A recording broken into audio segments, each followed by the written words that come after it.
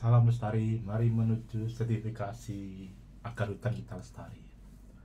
Terima kasih sudah berkunjung lagi ke YouTube saya tentang sertifikasi forestry atau sertifikasi kehutanan yang bahas FSC, PSC, SVLK, mungkin GGL. Kalau yang lainnya bisa juga mungkin SPO, ISPO. Ya, kalau bisa mungkin ICC itu sertifikasi yang di forestry, tapi untuk saat ini yang paling banyak sih FSC, PFC, sama SVLK. Saya mau sharing tentang extend scope ya, atau perubahan scope. Di dalam konteks sertifikasi kan perusahaan akan mengajukan sebuah sertifikat dengan ruang lingkup atau scope yang berbeda-beda. Contoh kalau perusahaan misalnya kayu misalnya, dia skopnya pertama pembelian bahan baku kayu, log misalnya, terus produknya indoor furniture pertama. Yang kedua, dia berubah tahun depan, beli juga sound timber, terus ada outdoor, ada mungkin pintu dan sebagainya. Nah, di konteks ini kan berubah ya, jadi itu namanya perubahan atau scope. Nah, di dalam skema FSC, PFC ataupun SWLK, skop ini boleh dirubah kapan saja. Jadi tidak harus menunggu surveillance tahun depan. Jadi bisa kapan saja Bapak Ibu mengajukan perubahan skop jika memang itu diperlukan atas permintaan buyer atau atas permintaan dari Bapak Ibu sendiri. Jadi bisa sah-sah aja meminta perubahan skop. Kapan saat dikatakan bahwa itu perubahan skop? Perubahan skop dikatakan perubahan skop adalah pada saat Bapak Ibu sudah mendapat sertifikat, kemudian setelah setahun atau mungkin sebelum sampai setahun meminta dirubah skop sertifikatnya. Nah, ini sudah dikategorikan sebagai perubahan skop atau extension scope di dalam konteks sertifikasi. Efeknya apa? Maka sertifikat itu akan dirubah sesuai dengan permintaan terbaru. Jadi diupdate kasar begitu di sertifikatnya, maupun nanti di websitenya kalau berkaitan dengan produk group misalnya FSC claim itu akan diupdate di website FSC-nya.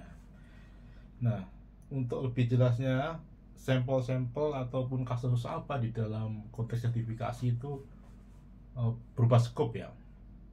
Contohnya misalnya perusahaan A lokasi di Jalan Raden nomor 5, kemudian setengah tahun kemudian pindah ke lokasi yang lain, misalnya di Jalan Angkasa nomor 20. Itu ada juga kategori perubahan skop. Jadi di sini yang dirubah adalah alamat perusahaan dengan tentunya legalitas NPWP dan sebagainya. Invoice packing list akan dirubah. Nanti di website FSC pun atau di FSC, PFC atau SWLK pun akan dirubah alamatnya. Contoh lainnya adalah nama perusahaannya. Kadang nama perusahaan ini kan sesuatu hal dirubah namanya dari CV menjadi PT, ataupun dari PT ABC menjadi PT ABCDEF.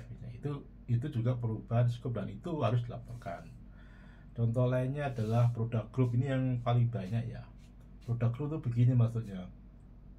Misal dari perusahaan Bapak Ibu sudah mendapat sertifikat, produk grup belinya adalah misal W11 kayu bulat, kemudian di tahun depan atau sebelum tahun berjalan itu meminta sound timber dibeli, MDF dibeli. Nah, ini produk grupnya, produk grup input yang ditambah. Nah, produk grup jual juga bisa terjadi. Misalnya di pengajuan pertama produk grupnya adalah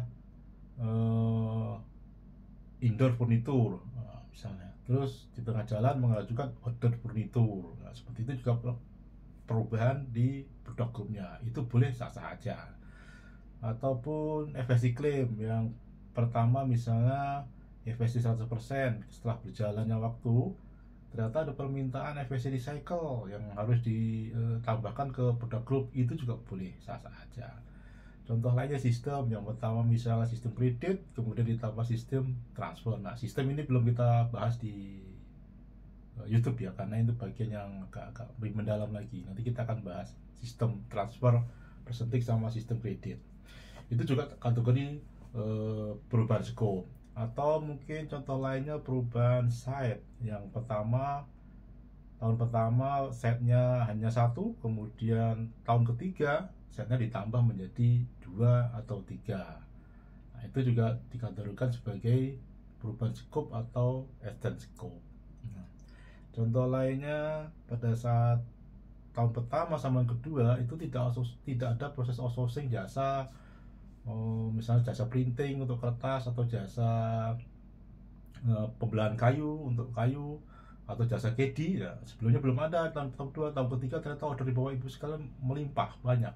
Jadi karena tidak kuat di milnya sendiri, jadi harus ke pihak lain. Itu pun sah-sah saja dan mengajukan yang namanya extend scope terhadap outsourcingnya. Itu yang kategori penambah scope outsourcing. Contoh lainnya, misalnya di tahun pertama Bapak Ibu sekalian hanya sebagai manufaktur, nah karena permintaan cukup banyak dan pabrik tidak bisa mengolah bahan baku sendiri, nah, akhirnya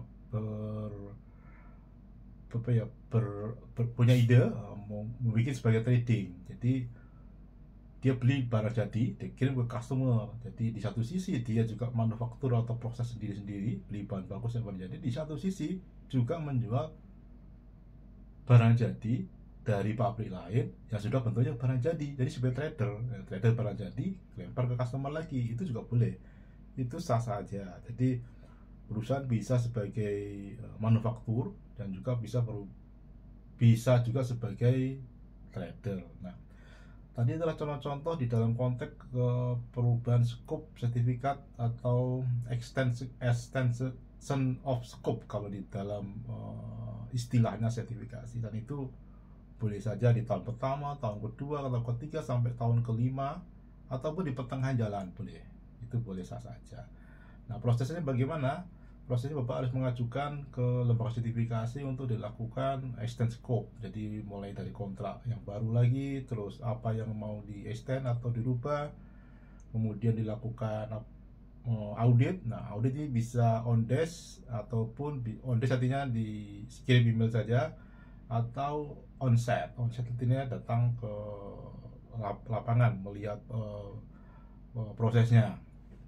Nah, apakah on desk atau ke lapangan itu ditentukan oleh pihak lembaga sertifikasinya. Bisa jadi ini hanya perubahan scope hanya dilihat secara dokumen saja, boleh, atau dilihat secara langsung, boleh. Itu keputusan dari pihak lembaga auditnya, apakah perlu dilakukan verifikasi lapangan atau tidak sih. Rata-rata berapa hari? Rata-rata sih 1 hari sudah cukup. Jarang penambahan scope itu 2 hari, kecuali kalau memang nambah scope-nya, extend scope-nya cukup banyak ya. Misalnya ada nambah dari single set menjadi multi site, sistemnya menjadi kredit, dari transfer menjadi kredit, terus dokumennya banyak, tambah banyak, itu bisa kemungkinan 2 hari. Tapi rata-rata sih 1 hari itu perubahan scope.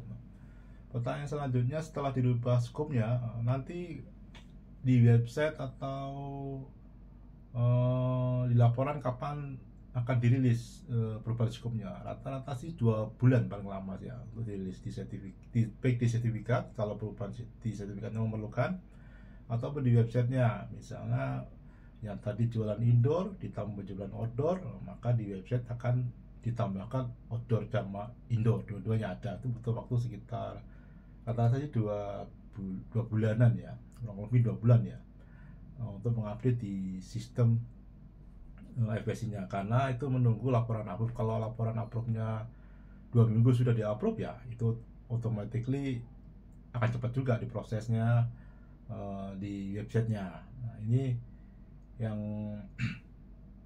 yang kita bahas tentang extend scope atau perubahan scope. Nah, saran dari saya adalah pada saat main assessment ataupun penilaian awal itu harus benar-benar matang kapan ataupun kira-kira apa yang akan menjadi order FSI atau PFC. Itu harus Bapak matangkan. Jangan sampai di tengah jalan ada perubahan scope, karena di konteks sertifikasi perubahan skop ini akan menimbulkan biaya, efek biaya audit ya, sama biaya laporan audit itu pasti itu.